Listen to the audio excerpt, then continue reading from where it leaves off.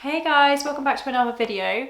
Today is going back to my first ever video I ever did on YouTube of my British Airways assessment day. If you haven't already seen it, I will leave the link down below in the description box. I have got so many questions over the last year regards to that video or regards to British Airways, either the assessment day or applying for the job, how to be cabin crew. I've literally had so many messages and comments on my YouTube post, which I'm so thankful for because I'm glad it has helped so many people, and so many people tell me how much it has helped them and how it's sort of the best video they've come across on YouTube with regards to British Airways, with the most sort of information involved.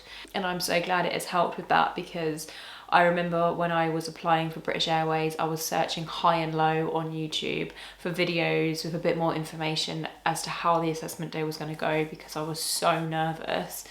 And I feel like it would have really helped me if I had that information before I went, to sort of calm my nerves. And that's why I wanted to do the video, so everybody else who was applying for it could get the insight as to how it was going to be before they got to the assessment day. So what I'm going to do is just go through the comments and try and answer them as best as I can.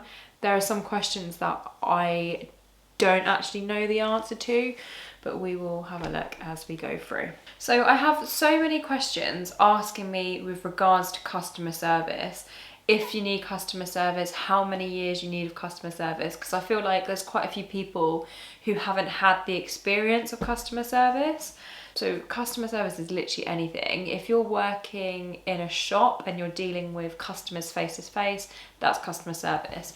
If you work as a receptionist, dealing with phone calls, emails, face to face, again, that's customer service. If you are waitressing, if you work in a bank, if you just work on the phone, that's customer service. If you are a beauty therapist, if literally anything that is dealing with face-to-face customers and patients or clients, that is customer service. I don't actually know how many months, years that you need to have customer service for with BA. All I know is they do want you to have it, because at the end of the day, you're starting a job role which is based around customers. They basically just want to see that you can deal with customers in a polite, calm, professional manner, and you have the experience. If someone was going to be, at the end of the day, in this cruel world, there's so many negative people that we come across, and I've come across many of them in my lifetime. And some people like to be nasty for no reason. Some people like to be awkward and try and start an argument for no reason, and it's just so they know and can see how you are going to respond to that, because you've been used to it. They just like, do you see what I mean? So I think what I'm trying to get at is, even if you have a month's customer service, that's fine, put it down. If that's the only thing that you have and you're applying for it, there's not a lot else you can do with what you've got, apart from just go ahead and carry on doing it. I have my online assessment centre in a couple of weeks. I'm quite worried because I've done absolutely nothing online in group rooms and stuff. Do you have any tips? So this was only 2 weeks ago, and I feel like the way BA are hiring now is you're not able to go to the British Airways headquarters in Heathrow, so their main base, to have your assessment day because of COVID. So they're doing everything via online. This is what I've been told by people who've commented on my videos. This is what I'm getting from it, that they're doing everything over line and over on Zoom. I have no idea, because obviously I haven't done it online, so I have no idea what to expect, or to let you guys know what to expect, because I have no idea what they mean. But on Zoom, you can get put into breakout rooms. So, for example, with the assessment day, it was literally so long ago, I'm trying to think back to it. I was in a room with quite a few people, and we had to sit around a table and sort out this scenario as a group, and you have to come up with this decision as a group, and they just want to see that you're interacting and you can communicate as a group. So obviously, if you haven't seen my BA video, it's probably best to go over and watch that, because I explain it more, because it's fresher in my head.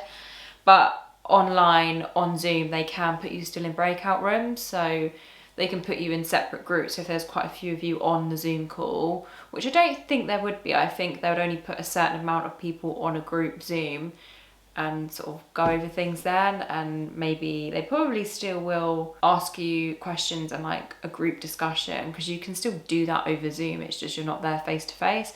And to be honest, I feel like it would be less intimidating doing it over Zoom than it is face to face. But like I said in my British Airways video, just make sure you get involved, make sure you stick out, make sure you're letting other people have their turn to speak, make sure you're giving your ideas but listening to somebody else and not taking over.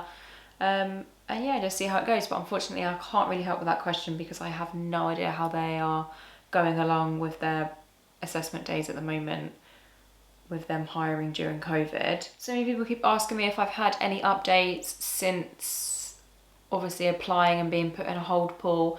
The only update I had was through an email the other day, and they are basically coming up with another group or hiring people who would like to go short haul. So they gave me the option to either stay in a long haul hold pool, so it'd be mixed fleet, so stay in a mixed fleet hold pool, or if I wanted to go short haul. But in reality, I applied to do British Airways to do mixed fleet for a reason, because I wanted to fly short and long hauls, so I didn't obviously bring them up on that offer. And also with my British Airways, obviously I am still in a hold pool, but I don't think that I will be starting with British Airways now, because I am so happy and settled in a job that I have found during COVID. I am actually receiving more pay than what I would be if I was in British Airways. So if I did start BA, it would actually be a pay decrease for me. I don't think I'm in the position to lose money, and obviously I don't want to be in the position to lose money, and with the shift work I don't think I would do it anymore. So it is such a shame that COVID obviously took that away from me, but at the end of the day it has also put me in a position where I feel like I would actually be happier current job that I'm in now than I would be if I was doing British Airways. So many people keep asking me how my experience has been so far as well.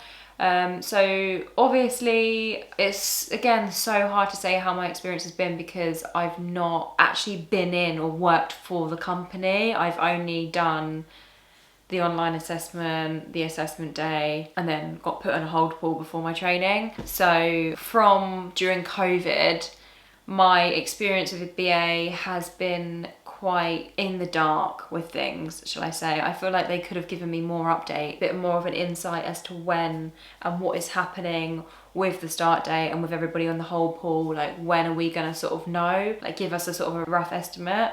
And they haven't. They sort of left us in the dark and said, well, they will email us with further updates. And the last email, apart from, I think it's like a few weeks ago, regarding the short haul fleet, apart from that, it was like 6 months ago. Every like 3 to 6 months I would get an email saying there is no further updates, I'm still put in a hold pool, and they will contact me with regards to a start date when they are aware of one, or something along those lines. So that's the only thing I've been updated by. The other thing that I am actually quite annoyed about is, before my training, obviously I was told, got put in a hold pool like a week before I was meant to start my training. I had gone to London and got my visa and paid £150 for it, and it was meant to get reimbursed when I started my training. So when I got put in the hold pool, I was asked if I wanted to go in a hold pool, or if I wanted to not be put in a hold pool and not start BA, and they would reimburse me my visa. And obviously I was like, well, yeah, I want to be put in a hold pool because I want to start BA, because I was leaving my old job, waiting to go in it. I've got the visa, I've done everything else. I was really excited to start. So I was like, oh yeah, it'll only be a few months being in lockdown.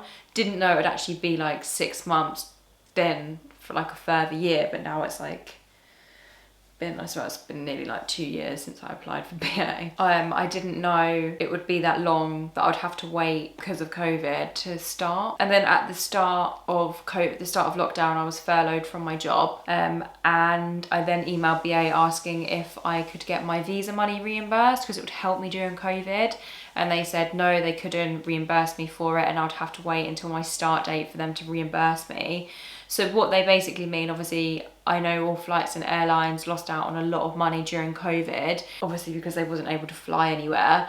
I understand that, and it was hard, and they had to lay off so many staff, etc. But it was a bit annoying because obviously my visa runs out next year and I haven't used it. I haven't been able to use my visa because I haven't started with BA. So that means if I ever did start with BA next year, I would have to reapply for my visa and get another one because it runs out next year. So that means it's another £150. I just don't know how it's going to work. But they've refused to refund me, and they've refused to refund everybody else who have asked for it. So I think it's just a bit of a shame, really, but that's sort of something that sort of put me off as well. So I think with regards to my visa money, that was actually really quite unfair of them to not reimburse me, especially through COVID. Because obviously when I was gonna start my training, they were gonna reimburse me anyway, so I didn't really see the problem with it. So I feel like it was just a way of them to save money for themselves, to not reimburse anybody who was gonna start their training. But I feel like during that time of need, it was nobody's fault, apart from obviously with COVID. It was nobody's fault that nobody could start their training, and they had to lose out on like £150 of their own money that they have bought a visa for because they were required to do that for the job, and they refused to refund it. So that kind of really put me off. I also got put off with how many staff they let go during COVID, and I totally understand totally understand that they weren't able to fly, so they had so many staff that they still had to pay for furlough. I just find it so sad, and I feel like all the people who had been there for such a long time as cabin crew were the ones that got laid off, and it's just a shame, really. It's obviously so sad to hear.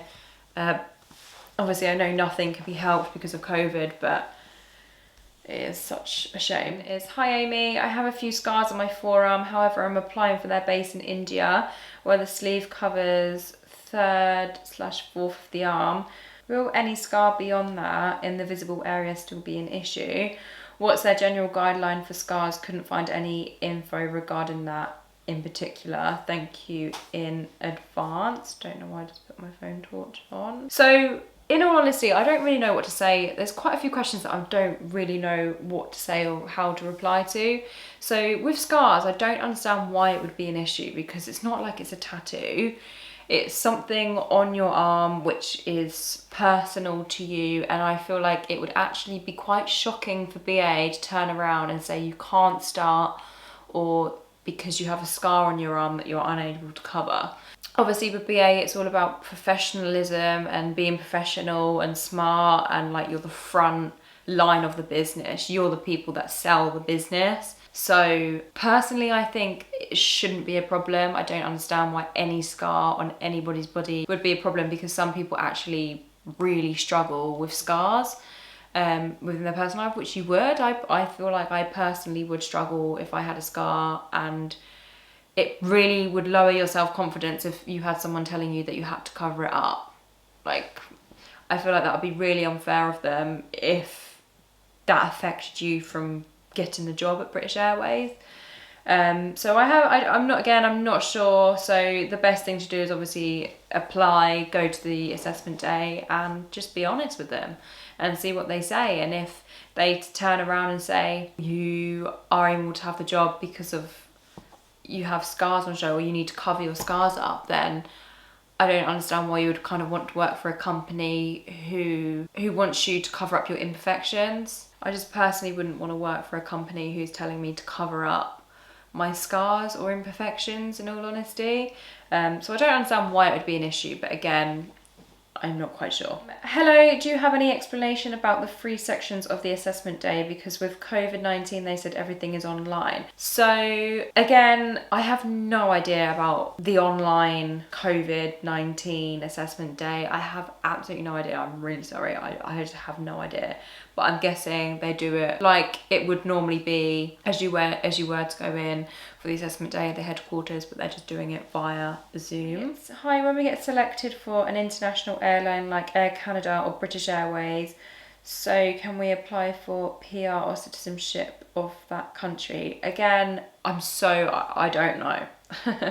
I really am unsure of this. This is something you need to look up maybe on the British Airways website, or you can email them in and they will let you know of this, but unfortunately I'm not the one to quite ask that question. I'm in between 1 foot.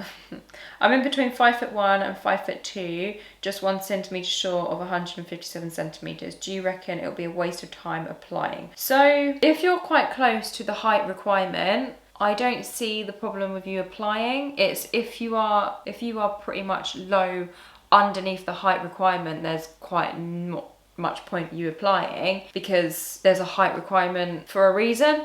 Like, they wouldn't put up a height requirement if they didn't mean that you had to be that height, if you see what I mean. If you're 1 centimetre short, it's not that much, to be honest, but again, they are very strict, so it could be the case of you not being able to do it, because it's all to do with safety, with opening the doors at the end of the day and reaching the overhead lockers.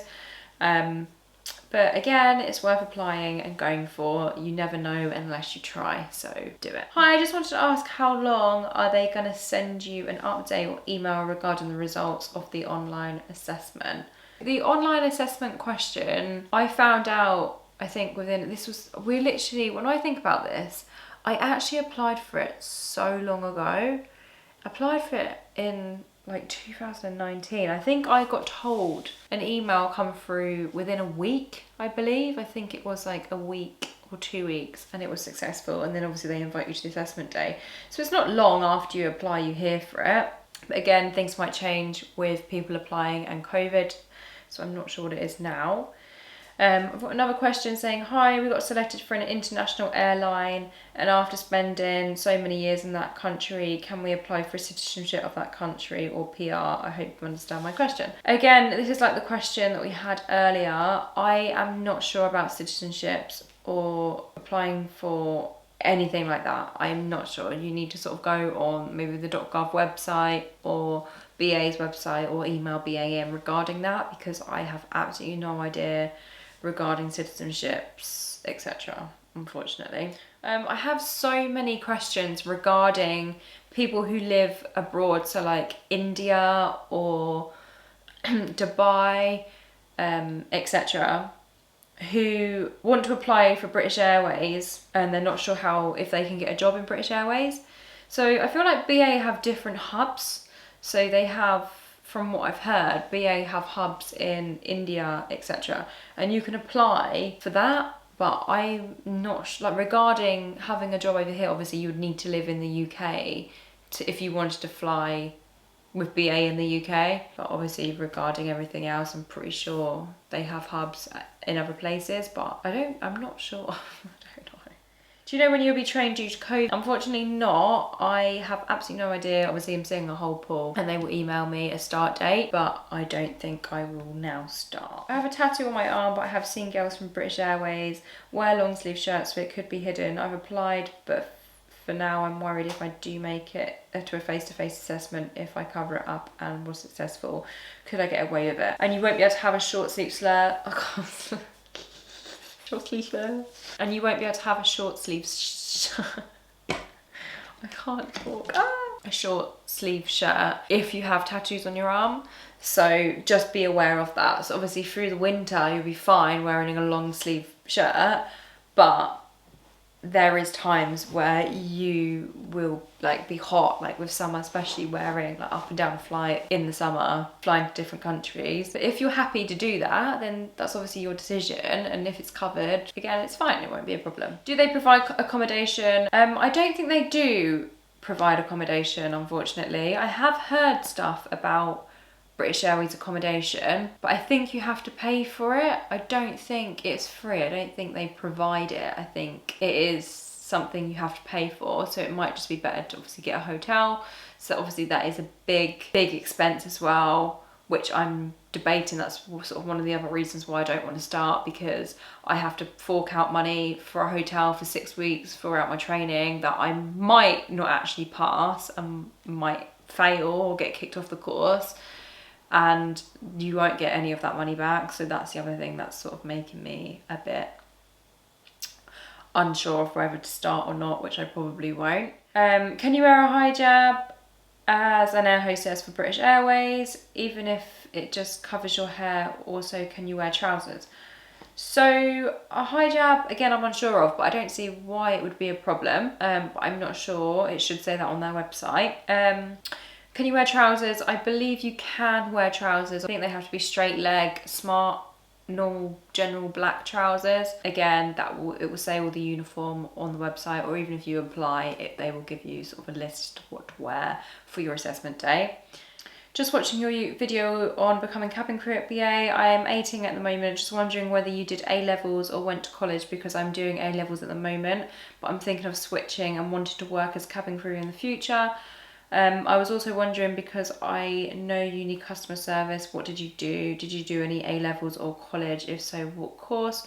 Did you apply for the assessment? So I did not do any A-levels at college. I didn't do any courses at college. Obviously, when I first started college, I was torn between two options. One was beauty therapy and one was cabin crew. I went down the beauty therapy route. Cabin crew, you can do it as a course at college, but in all honesty, there's so many people that have proven that you don't need a qualification in cabin crew to become cabin crew, because you can just apply for it, go to the assessment day, and if you're successful, then you do the training, and they train you to be that standard anyway. So it's not like you need to know how to be cabin crew before you have the job, because they do the training for you. So I don't have any A-levels. Obviously I have GCSEs, but no A-levels, and I didn't do any other courses on college. I literally just applied for it. So many people ask me how I applied for it as well. Literally, if you haven't got Indeed, download Indeed, make an account. You can make a CV on there as well. Type in British Airways cabin crew. You can either choose from Heathrow branch, or you can choose from Gatwick branch. I chose Gatwick, it's closer to me. Make sure it's mixed fleet if you want to do long haul and short haul.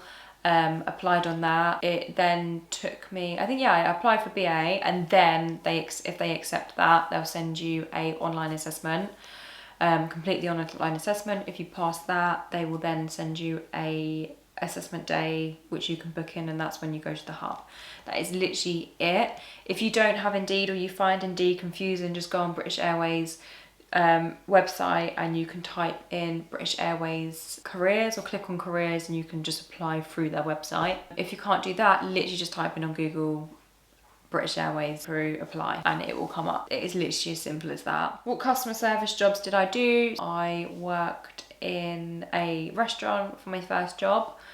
I then worked in a clothes shop, a care worker, then I worked in a spa. Now I am in dentistry. I know this video is short and quick. I hope it's helped you out a little bit more, sort of further insight as to what all the questions that you've asked. I've tried to answer them as best as I can. Probably 1,000 more questions that everybody else wanted to ask, but the best thing to do is, if you are unsure, have a look on their website and have a sort of read through as well. Google is quite helpful, or Wikipedia for that, but going by the BA website is probably the best thing to sort of do and go by, because it's probably more accurate on that. When you're applying for the job, it will give you a whole list of description as to what they expect and what they require from you as a candidate. So obviously have a read through that before applying. If you are still unsure, go ahead and apply for it, and I wish you the best of luck, because it is a very long process, and it's very stressful, and it is hard, and anybody that applies for it has got some strong backbone in them, because it is a lot to go through and it is very challenging. So I wish you all the best of luck, whoever applies for the role. If there's anything else that I can help you with, please just send me a message or comment down below on the video. I wish you all the best of luck in the future with any BA careers and jobs. Unfortunately, I most likely won't be starting British Airways now, but it doesn't mean to say that it's still not an option for me in the future if I ever decide to go back into it. Thank you all so much for the love and support as well over the last year on my YouTube channel. My British Airways video has really taken a big turn, and obviously so many of you guys have said that it's really helped you guys out. But I'm so pleased that it's managed to help you out, to sort of get an insight in towards BA and sort of help with your confidence of applying. And I am also so thankful for every single one of you for your feedback from the BA video, and for how lovely you've all been, for all the amazing comments and congratulations that you've all given out to me. I hope you guys will stick around and be here for the next video when I eventually upload one. Best of luck, and I will see you all in the next video.